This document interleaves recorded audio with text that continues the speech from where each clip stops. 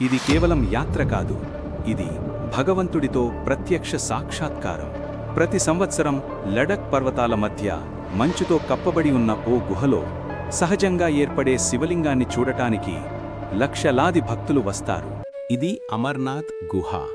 ఇక్కడ వచ్చే శివలింగం మంచుతో తయారవుతుంది. కానీ విషయమేంటంటే ఇది మనిషి చేతులు వేసినది కాదు. ఇది సహజంగా ఏర్పడుతుంది. ఇది శాస్త్రానుసారం అర్థం చేయలేని అద్భుతం. గుహలో నీటి బిందువులు పైనుంచి పడుతూ ఉండటం వల్ల మంచు కాస్తగా పేరుకుంటుంది. కానీ ప్రశ్న, అదే పరిస్థితుల్లో అదే పర్వతాల్లో మరెక్కడా అలాంటి శివలింగం ఎందుకు ఏర్పడదు? ఇది కూడా అంతే ఆశ్చర్యం. శివలింగం కార్తీక మాసంలో పెరిగి శ్రావణ మాసానికి పూర్తిగా రూపొందుతుంది. వాటికి తండ్రి అయిన శివుడు ఈ గుహలో పార్వతికి అమృతగోప్యాన్ని చెప్పాడని పురాణం చెబుతోంది. అందుకే ఇది అమృతనాథుడైన శివుడి ఆలయం. కాని గుహ రహస్యం మరోలా ఉంది. ఇక్కడకు వెళ్ళిన భక్తులు చెబుతున్నారు, గుహలో శివుడి శక్తి ప్రత్యక్షంగా అనిపిస్తుంది.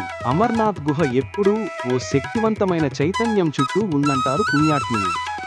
అక్కడ ఫోన్ పనిచేయదు, గర్భగుహలో దృష్టి చిక్కుపెట్టదు, శివలింగం ఎదిగే వేగం కూడా మానవ లాజిక్కు అతీతం. అక్కడికే వెళ్ళాలంటే హిమాలయాలలో 48 కిలోమీటర్ల ప్రయాణం, ఒత్తిడి, ఆక్సిజన్ లేని పరిస్థితులు, ఇవన్నీ భక్తుల భక్తికి పరీక్షలు. కాని విశ్వాసమే శివుడిని చేరడానికి మార్గం. ఇంతకీ ఈ శివలింగం సైజు తగ్గే పెరిగే ప్రక్రియ వెనుక ఉన్న రహస్యం ఇంకా ఎవరికీ తెలియదు. ఇది శివుడి మహిమ లేదా ప్రకృతి మహాత్మ్యం? మీ అభిప్రాయం ఏమిటి? కామెంట్ చేయండి.